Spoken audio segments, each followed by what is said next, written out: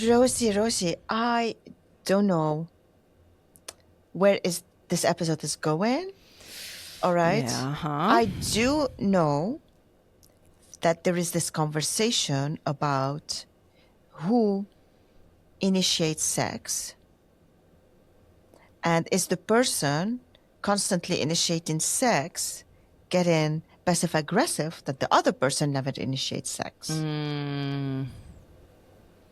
What are your thoughts on this topic?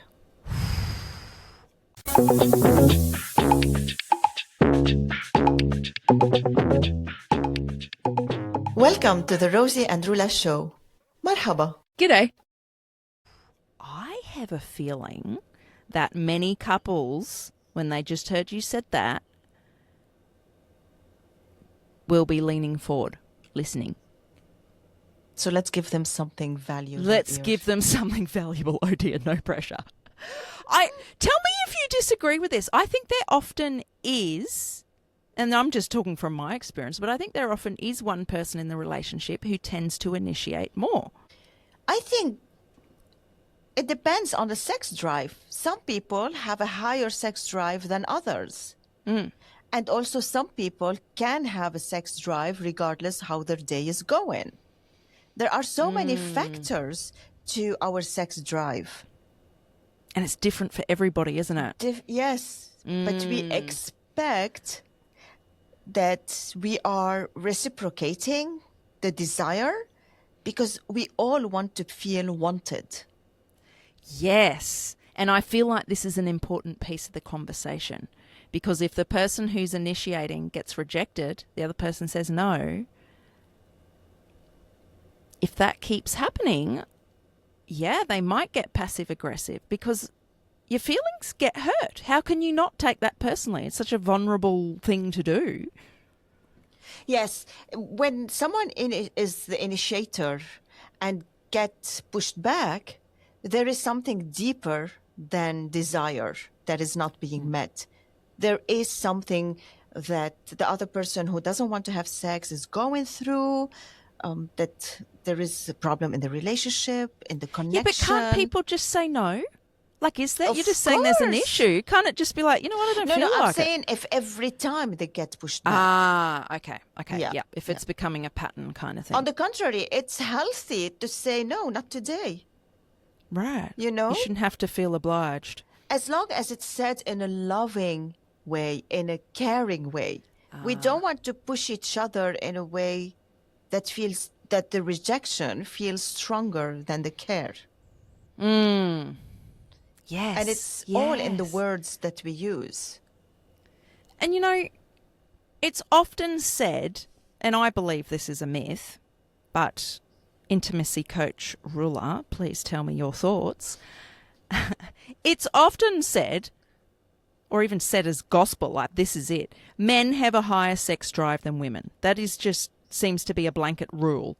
I'm calling bullshit, but what do you think? It's such a bullshit. We think that men want sex every time or any time. Right. Or whenever they lay their eyes on a naked woman or they see us bending to pick up a sock from the floor, they will get horny. No, it's not true. And there are women who have a higher sex drive than men. Yeah. Actually, women after 50 have higher sex drive than men. Wow. Because women don't have the pressure anymore to produce, to look after the family, etc. Then they feel, so now I often can enjoy their sex. sex drive becomes high. Yeah, Yes. wow. And to go back to your question, we also grow in a society where women are taught that men have a higher sex drive. Because women are shamed for having sex drive. Yes. So That's it's all a true. big lie for men, because men have this pressure. If they don't feel like having sex, then they're less of a man. Oh. While they're And just almost being normal. And do you think there's also maybe if the woman wants it too much, like that's not okay either. Like the man's expected to just want it all the time. I want to hump like a rabbit. And the woman, it's like, well, no, you got to have a bit of class. You can't just want to fuck all the time. Just Oh, so she's trying to be reserved then. Reserved. She might really want it, but you can't be too keen. That's very personal. I wonder why would someone deprive themselves from the pleasure of sex just to be reserved? Yeah, yeah. I feel like in some, like, this isn't my experience, but I feel like that does exist in some circles. Maybe it's a class thing. I don't know. But I do think a bit of that exists. I think it exists. I also hear women saying, "Oh, I want sex every day." Oh, Yes, okay, that's a but big complaint. this is a problem because if he has a higher sex drive than you need to have this conversation before you resent him, and How are you going to make this you work? have to Yeah. learn to say no. Otherwise, it's not pleasurable. I don't want to use heavier words, but if you don't say no, he will also not know that you don't want to have sex. And if he gets upset because you don't want to have sex, Oh. then it's really, there must be a better conversation on this topic. Okay, here's Yeah. something for you. And I don't know why. This gets my goat. There's like podcasts. What's her name? Is it Esther Perel? I'm not sure if her specifically, but you hear like chat shows or just, advice columns or even health, things covering health, that if someone isn't having what's considered to be an acceptable amount of sex, that something's wrong with them. Like there's actually a biological problem and maybe it's hormones or it's this or that. And I know that can play a role. But why is that the first port of call? I don't think this is true, or I heard, because there are asexual people.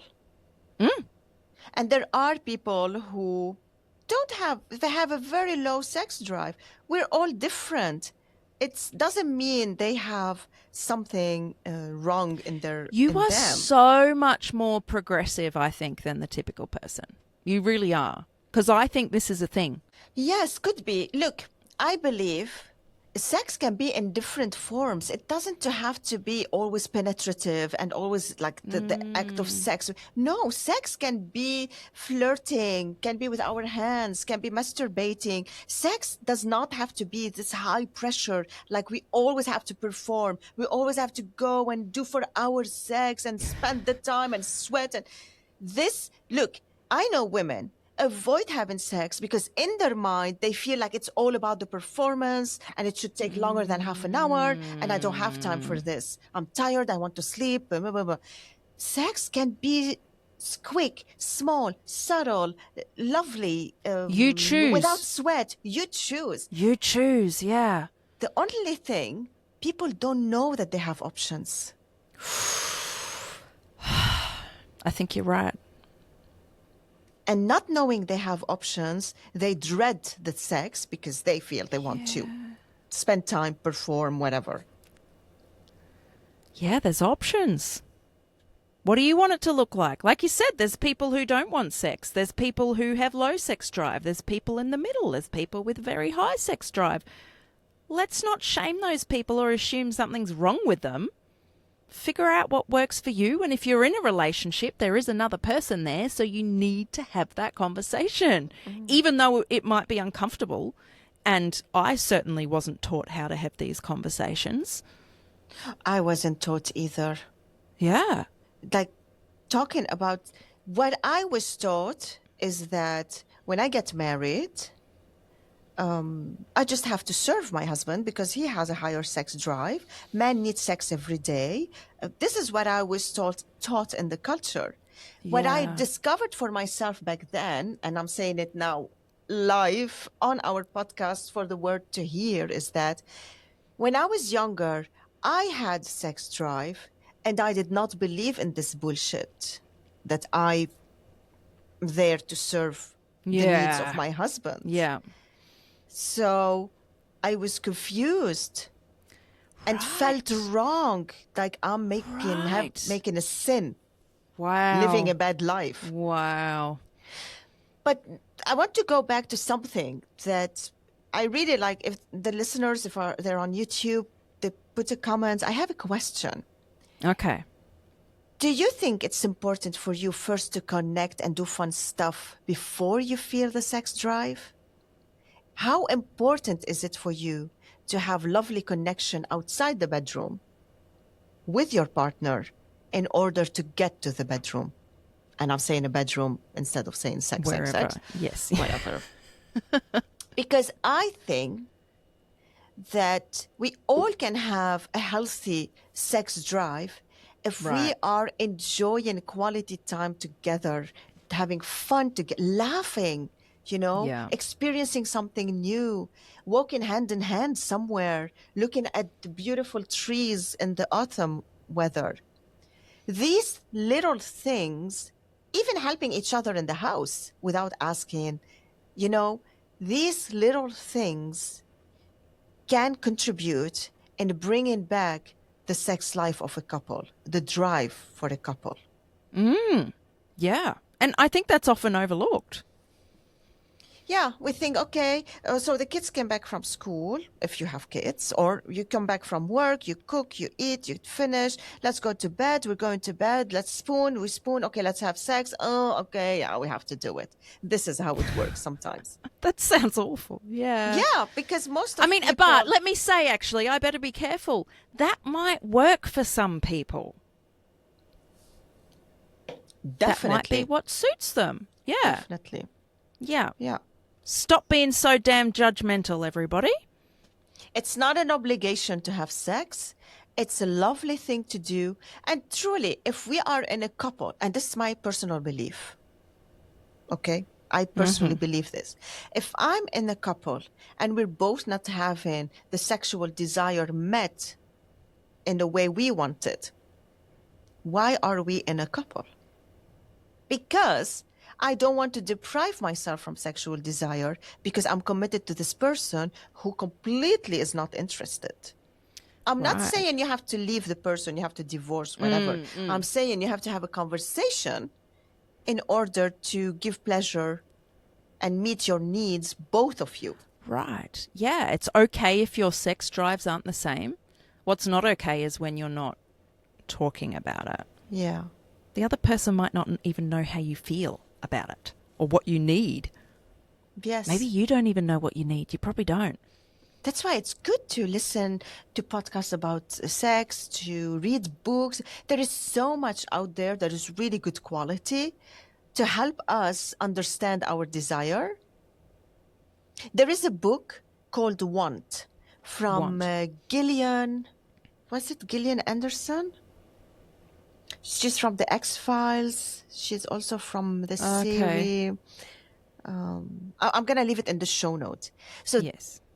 in years, it took her, I don't know, 10, 15 years, she's gathering the stories of fantasies of women from all over the world. She made a book, and each page, a woman is telling her sexual fantasy. Wow. Reading this book, I got it a gift from my husband. He gifted it to me. So reading the book opened our eyes to there is nothing impossible in knowing what your desire is. You don't have to make it all come real because it's fantasy. Right. Okay. Yeah. But reading about this, it makes you feel normal to want and to have a desire. Yeah. You're human. Yeah. And you can Whether read it to you your have that partner. desire or not, because I think it's hard sometimes because there are minorities out there. I think I'm right in saying minority. For those who identify as asexual or in that area where sexual attraction maybe is very low or not there, I don't want those people to feel excluded because you're not broken. That's valid too.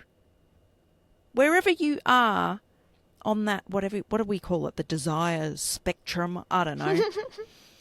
It's Yes. whatever's right for you. Let's stop going, oh, you need to be having sex 3 times a week, otherwise your relationship's in trouble. Like, really? Because there's things like that float around. Yes. How many times a week? This is how not often do you have relevant. sex? Right. Not Yeah. relevant. Yeah. Yeah. Yeah. Connection is important. And also, maybe here you and I, we have a small conflict. I think that sex is so healthy that we must discover where we stand in it. Mm-hmm. Ignoring it completely, saying, oh, it's on the bottom of my list, it's possible for some people because they're focused on another area in their lives. But remember that it has so much benefits that it's a shame to put it on the bottom of the list. Mental benefits, physical benefits. It just makes you Rula's feel you're on top saying of the everybody world. go out there and have sex. She's just like, that's her number one bit of advice, isn't it? Yeah. I know it. But you, The right like, one, yeah, the right sex, the right kind of sex. right, consensual and how you want it. Yeah, and I think having conversations about it is a good thing. We're all going to have different opinions. We're all going to feel differently about it. We're all going to have different levels of comfort when we talk about it. Maybe it's about not shying away from the topic. Obviously, sex can get very complicated, and for some people there's going to be trauma and things tied up in that. But in general, all aspects of life it's worth reflecting on, don't you think, Rula? I do. And understanding, yeah. What I know, if the ones that really avoid talking about sex or don't want to hear about it are the ones the least having sex. And it doesn't mean they are okay with that. They just scared to tackle the topic because they don't know what's going to come out of it. That's a big thought to be left with, I think. Yeah. Anyway, this episode for the ones who care about sex, because if you don't care about sex, this whole episode doesn't matter for you. If you're listening to this episode, it means you want to have a better sex. You're curious about what other people are experiencing in their sex life, and that means a lot. Rula's very happy. She loves talking about intimacy, if you hadn't picked up on that. So go buy us a coffee if you enjoyed it, and we'll see you in the next one. Bye. Bye. If you got a kick out of our conversation today, can you pretty please hit the follow button and share it with another opinionated person? This is the easiest way for you to support the show. It also gives Rula and I the motivation Rosie, to keep I have going. to stop you there. Stop telling people what to do. If they like to follow the show and share it, it's totally up to them.